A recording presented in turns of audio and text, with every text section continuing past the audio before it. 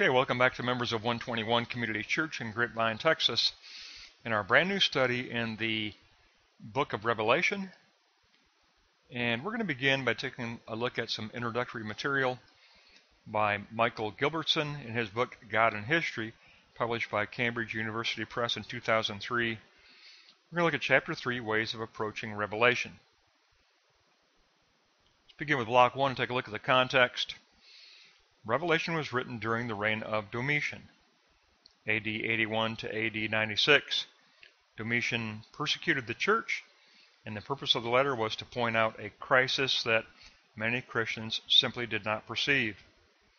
The social situation in Asia Minor was as follows. There was hostility from the Jewish community. Pagan practice still continued. The memory of Nero was still very much in people's minds. And there was an ongoing growth of the imperial cult. John, of course, was exiled on Patmos. In note 2, that appeared to contradict the belief that the rule of Christ was in effect. If the rule of Christ is in effect, why is John, the founder of the church, why is he exiled on Patmos? John's message is a call to social radicalism. Resist compromise is the message.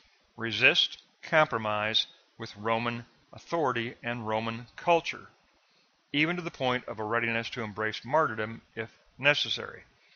The community is to respond to this perceived threat by John and his vision. Note 3, for John, a compromise with the religious and the political demands of Roman society is dangerous for the church, because church and world are antithetical to each other. Conflict with society is part of John's vision. How can Christ be Lord if this conflict exists, especially in view of the growing imperial cult? Under that imperial cult, in note 4, John considered that to be idolatry. Compromise would mean denying God's saving power. There are eschatological forces lying behind the political oppression. Believers are to enter into resistance and hope. John seeks to provoke a shift in understanding concerning the situation in Ephesus and in Asia Minor. John's letter posits judgment against Rome as the new Babylon, meaning avoid compromise with Roman society. It also posits expectation that Christian witness will provoke hostility, and it posits assurance of the ultimate vindication of God's glory. God's glory will win out over Domitian and Roman persecution. But the text does enclose a great deal of signs and a great deal of metaphor. So we want to take a look at the symbolic world of the text in Block 2. So in Block 2, the use of metaphor has a timeless quality to it, including a storehouse of eidos ideas. Myth functions like a logical model that is imprinted over reality in order to overcome contradictions, the contradiction especially between what is currently happening and what ought to be the case. The self takes up this logical model and orders reality according to it. But it does enclose these eidos ideas. John's revelation provides consolation through mythological enactment of the future in order to resolve the conflict between God's protection and Domitian's persecution. God's promised protection and Domitian's ongoing persecution of the church in Asia Minor.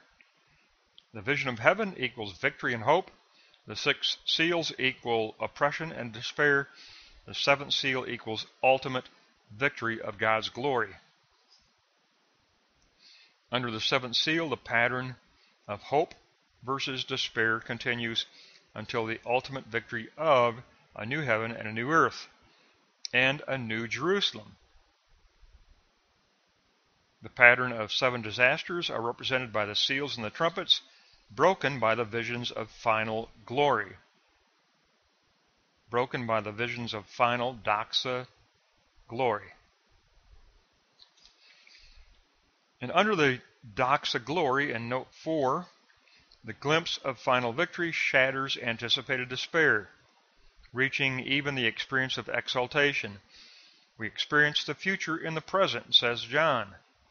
Visions of glory equal the real world. Visions of glory equal the real that is veiled behind what the current situation is.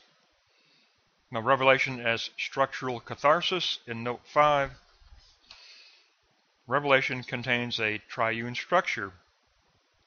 It moves from persecution to punishment to salvation. From persecution to punishment to salvation. Chapters 12 and 13 give us persecution, 14 through 20, punishment, 15, 2 through 4, salvation. Also, chapter 16, 4 through 7, give us persecution, 16, 17 through 18, 24, give us punishment, 19, 1 through 10, salvation. So as a final critique, in Block 2, Note 6, we must not overemphasize the idealistic metaphorical aspect and recognize the material dimension, because symbolism is a form of knowledge in its own right, a kind of meta-knowledge, a kind of knowledge of transcendence. Revelation evokes memories of previous symbolic accounts in the Old Testament. Symbolic language addresses time, otherness, and upwardness, those three tensions. All of this leads us to recognizing that Revelation presents real world as a world of transcendence that is veiled behind current situation. In Block 3, Revelation and the real. Revelation and the real. Apocalyptic literature is world expanding to include transcendence. Forces of heaven stray across the sensate dimension. Examples are 4:3 and 10:1, 5:10 and 14:4. The language of worship unites the universe in Revelation. So under this language of worship, heavenly worship is performed by those who have been through tribulation on earth. The doxa glory of God as manifest is seen in the present and in the future on earth for John. Beneath the surface of language, there is a vision of unifying, transcendent reality. John posits a unifying, transcendent reality that is the true reality. John's vision encompasses all those social realities that are taking place in Asia Minor.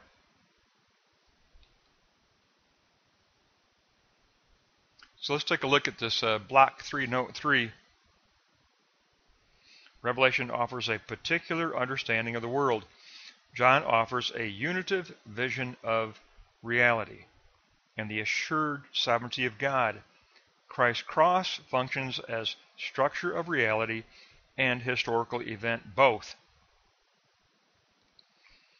Now the genre of Revelation,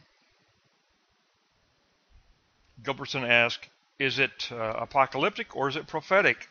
Because 1:3 says it is prophetic. 1:1 says it's apocalyptic. Apocalyptic literature comes out of the oppressed who see no hope for themselves, but apocalyptic does also develop out of prophecy. So note 5, there's an underlying schema of promise and fulfillment with a cosmic vision added to the earthly plane, with the hope for vindication that is beyond history. But apocalypse also has roots in wisdom literature. So if you look at note 6, Revelation does seek to relate heavenly secrets to present issues, stating that without God, the coming new age would never be achieved. We must rely on divine intervention. Individuals can still affect their own destiny. So what's the definition of apocalypse in note 7? For Collins, it is revelatory literature within a narrative framework, disclosing a transcendent reality that is both spatial and temporal. In other words, a transcendent reality that is incarnate. And it brings about eschatological salvation. Its form is narrative, its content is disclosure of transcendence. Its form is narrative, the content is disclosure of the transcendence of doxa glory.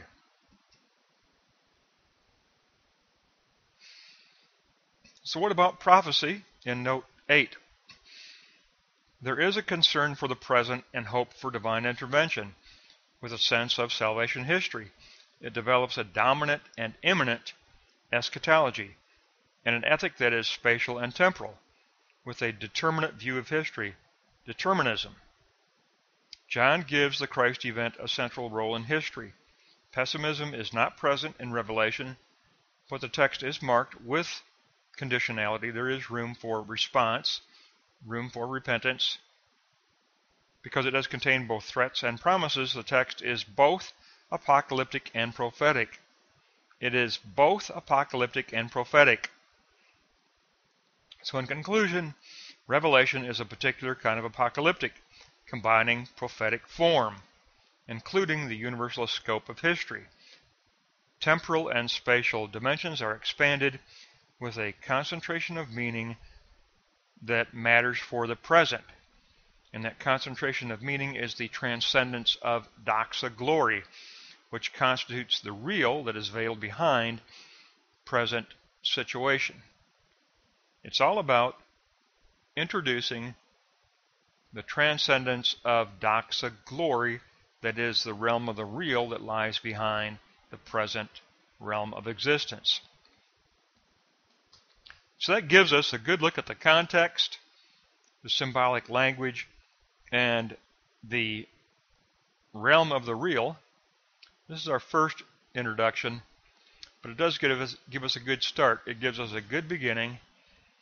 That's going to wrap up Michael Gilbertson on God and History, published by Cambridge University Press in 2003. That's chapter 3, pages 45 to 81.